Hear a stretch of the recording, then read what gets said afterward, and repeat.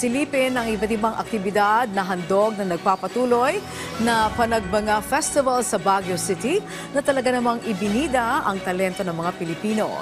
Ihatid sa atin yan sa sentro ng balita ni Christine Sabaway ng PTV Cordillera.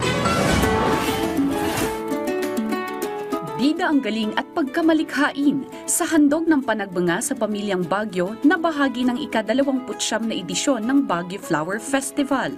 Daan-daang individual ang sumali sa open painting competition and exhibition at sa kite flying challenge competition. Ang Panagbanga, ang pinaka naging rason na tayo ay naging creative cities. Alam naman natin ting taon-taon dumadaos ang turista sa syudad. Kailangan maglaan tayo ng panahon para sa mga residente, and this is really the day for it. So we all welcome the families to join us in the festivities. Ang team ni Delphine Pilones dumayo pa mula Isabela para lumahok sa kite flying challenge competition. Taon-taon silang nakikibahagi sa kompetisyon para ipakita na buhay pa ang pagpapalipad ng saranggola na may kinamulatan na ng karamihan. Actually, we joined all the categories, the kids, teens, and adult division. So we would like to show to the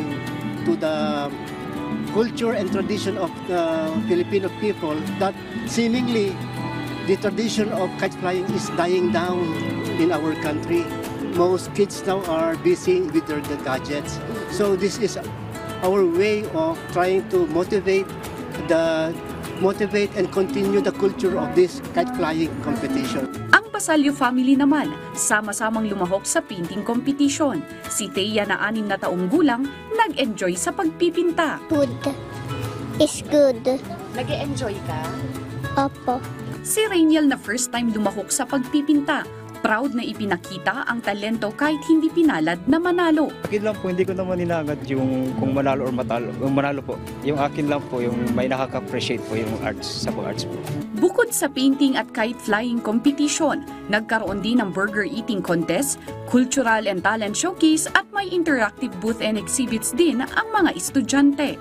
Sa February 22 hanggang 23, gaganapin ang Grand Street Dance at Grand Floral Parade na major highlights ng taunang Panagbanga.